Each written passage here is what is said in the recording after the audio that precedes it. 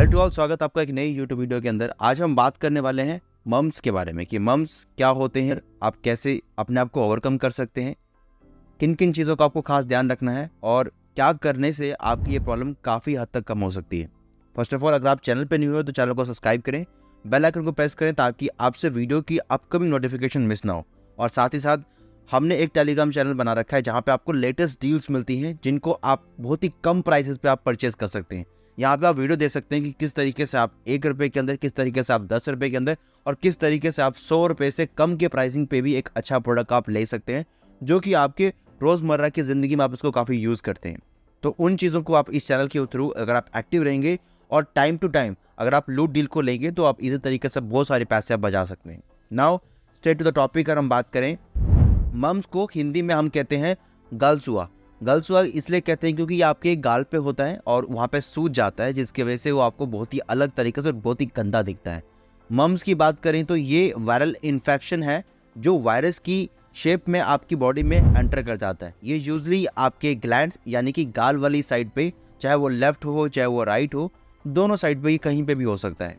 जैसे मैंने आपको बताया कि ये एक वायरल इन्फेक्शन है। वायरल इन्फेक्शन की वजह से होता है। आपको मास्क लगाना बहुत ही ज़्यादा कंपलसरी है क्योंकि ये चीज़ अगर आपको हो रखी है, अगर आप मास्क नहीं लगाते हैं तो ये चीज़ फैल के दूसरे पर्सन को भी हो सकती है। क्योंकि यूजुअली ये फैलता है जब एक पेशेंट खांसता है तो उसके ड्रॉपलेट्स बाहर निकलते हैं और वो आपके आउटर इन्वायरमेंट के अंदर मिक्स होने के बाद दूसरे पर्सन के माउथ के अंदर, दूसरे बॉडी के अंदर एंटर कर जाते हैं और जिसकी वजह से वो पर्सन भी इन्फेक्टेड हो जाता है। सो अगर हम बात करें इसके साइन और सिम्टम की, ये इन्फेक्शन मेनली आपको बच्चों में दिखेगा सबसे ज़्यादा, बड़ों में भी होता है बट मेनली आपको सबसे ज़्यादा दिखेगा बच्चों के अंदर। इसका इंक्यूबेशन पीरियड यानी कि कितने डेज के अंदर आप इसको पहचान सकते हैं वो रहता है 14 से 21 डेज के अंदर आप इसको इसी तरीके से पहचान पाएंगे। बट जब तक ये आप पहचानेंगे तब तक आप दूसरे लोगों को ऑलरेडी इन्फेक्टेड कर चुके होंगे। इसमें आपको फीवर होता है, पेन होता है, जिसकी वजह से आपको पता लगता है कि हाँ, ये चीज़ मेरी बॉडी पे कुछ ना कुछ हो रखा है।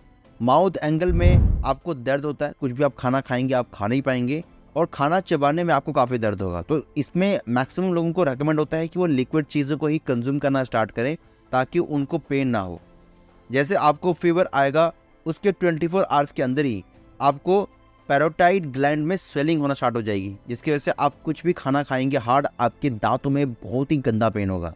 कुछ अडल्ट को ऑर्काइटिस की प्रॉब्लम भी हो सकती है, हेडेक भी हो सकता है, लेजीनेस भी हो सकती है, मसल्स क्रैम्प भी हो सकता है, भूख भी बहुत सारे लोगों को कम लगती है जिससे उनका बॉडी वेट बहुत ज़्यादा कम हो जाता है। किन किन बातों का आपको खास ध्यान रखना है जिसकी वजह से अगर आपको ये प्रॉब्लम होती है तो आप पैनिक ना करें और डॉक्टर के पास जाके उनकी सलाह ले सकते हैं। अपने मुंह की हमेशा साफ सफाई रखें ताकि आपको ये परेशानी ना हो। जितना आप ऑरल हाइजीन रखेंगे, जितना अपने दांतों को साफ रखेंगे और जितना अपने माउथ को क्लीन रखेंगे, उतना ये प्रॉब्लम आपकी बॉडी पे कम आएगा। बेटाडीन माउथ वॉश एक रहता है जिससे आपको गार्गल करना होता है, या आप थोड़ा नमक डाल के भी गुनगुने पानी से इसको आप कर सकते हैं जिसके थ्रू आपका ये प्रॉब्लम काफ़ी हद तक कम हो सकता है। बेड रेस्ट आपको करना चाहिए, आपको बाहर घूमना नहीं चाहिए ताकि आप किसी और को इन्फेक्ट ना करें, क्योंकि ड्रॉपलेट्स अगर आपके बाहर निकलते हैं तो वो ट्रांसमिट होंगे एयर के अंदर और दूसरे पर्सन को भी इन्फेक्ट कर देंगे। और इस वाले कंडीशन के अंदर आपको ऐसी डाइट लेनी चाहिए जैसे कि लिक्विड डाइट होगी जो आप कंज्यूम करते हैं, और अगर आप चाहें तो अदर विटामिन सी हो गया या कोई और चीज़ होगी जो कि आप कंज्यूम कर सकते हैं जिसको आप अपनी बॉडी में इसी तरीके से आप निगल सकें। पानी के फॉर्म में अगर आप लेते हैं तो और बेटर है क्योंकि उसको आपको ज़्यादा चबाना नहीं पड़ेगा और आपके दांतों में वो पेन फील आपको नहीं होगा। आपको अपनी डाइट, बहुत सारी चीज़ें और आपको अपने कपड़े, अपने यूजिंग करने वाली जो चीज़ें होती हैं वो आपको अलग रखनी पड़ेंगी ताकि आपकी चीज़ें किसी और को इन्फेक्शन ना दे सके। अगर ये प्रॉब्लम होती है क्योंकि ये आपके ग्लैंड्स में होता है या आपके गाल में होता है तो जिसकी वजह से आपके ईयर्स को भी बहुत ज़्यादा प्रॉब्लम होती है। तो बहुत सारे लोगों में ये पाया गया है कि उनको हियरिंग लॉस की प्रॉब्लम भी हो सकती है। किन चीज़ों को आपको यूज़ करना है, अगर आप देखें तो MMR एक टीका होता है जिसको हम 3 बीमारियों के इन कंक्लूजन में कहते हैं, मिसल्स, मम्स और रूबेला। इन तीनों बीमारी का एक टेटनस टीका लगता है बच्चों को वैक्सीन्स के तौर पे, जिसकी वजह से उनकी बॉडी के अंदर इम्यूनिटी स्ट्रांग होती है और स्ट्रांग होने के साथ साथ ये MMR का जो टीका होता है उनके बच्चों को बहुत सारी प्रॉब्लम से बचाता है।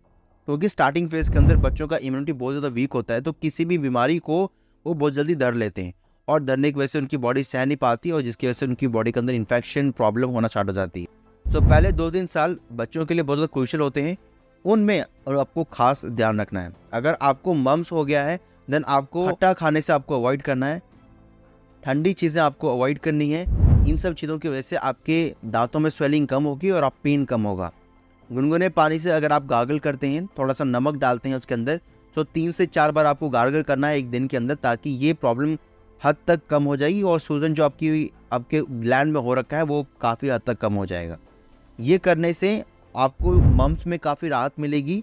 और इन सब चीज़ों को आप इग्नोर बिल्कुल भी ना करें, क्योंकि ये इग्नोर करने वाली चीज़ बिल्कुल भी नहीं है। ये बहुत तेज़ी से फैलता है।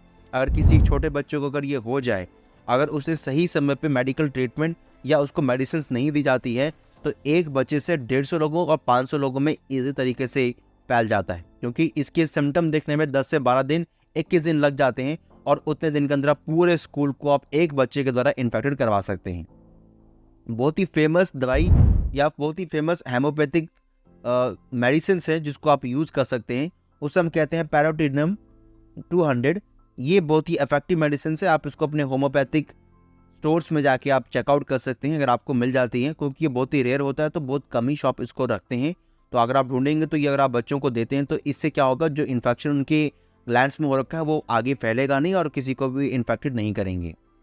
2 बूंद आपको या हर डे आपको देना होता है। 1 मंथ आप लगातार देंगे तो ये मम्स की प्रॉब्लम उनके बॉडी से बहुत ज़्यादा रिमूव हो जाती है। अगर ये प्रॉब्लम 1 मंथ के बाद भी अगर आती है तो आप लोगों को 2-3 महीने भी कंटिन्यू आप कर सकते हैं।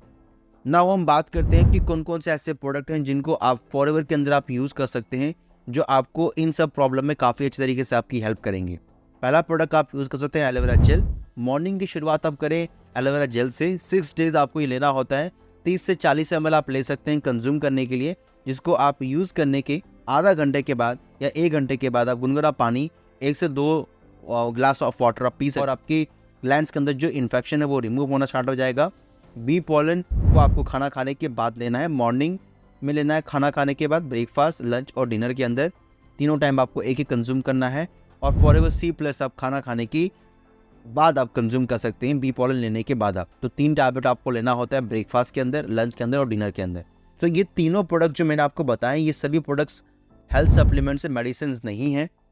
आपको डॉक्टर के रिकमेंडेशन के साथ आप इनको कंबाइन कर सकते हैं, जिससे आपकी बॉडी और स्ट्रांग होगी और आपका इम्यूनिटी बहुत ज़्यादा बूस्टअप करने में आपकी हेल्प करेगा। तो जो भी मैंने आपको प्रोडक्ट बताए ये सभी हेल्थ सप्लीमेंट्स हैं, इनको हेल्थ सप्लीमेंट समझ के ही आप यूज़ करें। अगर आप चैनल पे न्यू है तो फटाफट चैनल को लाइक करें। बहुत सारे लोग ऐसे भी होते हैं जिनको हॉस्पिटलाइज होना पड़ता है इन सब प्रॉब्लम की वजह से, और आप प्राइवेट हॉस्पिटल जाते हैं तो प्राइवेट हॉस्पिटल में एडमिट होने पर आपको ये नोटिस करना होगा कि क्या आपके पास उतनी सेविंग है कि आप 10 से 20 दिन या 30 दिन आप प्राइवेट हॉस्पिटल में बिता सकते हैं, क्योंकि प्राइवेट हॉस्पिटल में एक दिन का खर्चा 1 लाख से ऊपर का खर्चा है। तो कौन सा हेल्थ इंश्योरेंस आप ले सकते हैं उसके ऊपर हम ऑलरेडी वीडियो बना चुके हैं, जो कि आप देख सकते हैं। उस वीडियो के अंदर मैंने ये बताया है कि आप किस तरीके से एक टर्म प्लान, किस तरीके से आप अपनी बॉडी के लिए हेल्थ इंश्योरेंस और अपने मेडिकल के सारे खर्चों को उसी इंश्योरेंस के द्वारा कवर अप कर सकते हैं। यानी कि 3 in 1 का एक सुपर कॉम्बो जो आप ले सकते हैं। अदरवाइज आपको अलग अलग भटकना पड़ता है और वो अगर आप क्लेम करने जाएंगे तो सबसे फास्टेस्ट क्लेम भी आप वहाँ पे ले सकते हैं। दैट मीन्स आपने जो इंश्योरेंस करवाया है उसका मैच्योरिटी होने पर आपको जो पैसा मिलता है वो पूरा पैसा भी आप क्लेम वहाँ से कर सकते हैं। तो उन सभी चीज़ों को पॉइंट्स को मैंने कवर अप किया है ताकि आपकी हेल्थ भी सिक्योर रह सके और आपकी फैमिली के ऊपर भी कोई बर्डन ना पड़े। तो इस वीडियो के अंदर इतना ही, मिलता हूँ आपको नेक्स्ट वीडियो के अंदर। Thank you so much.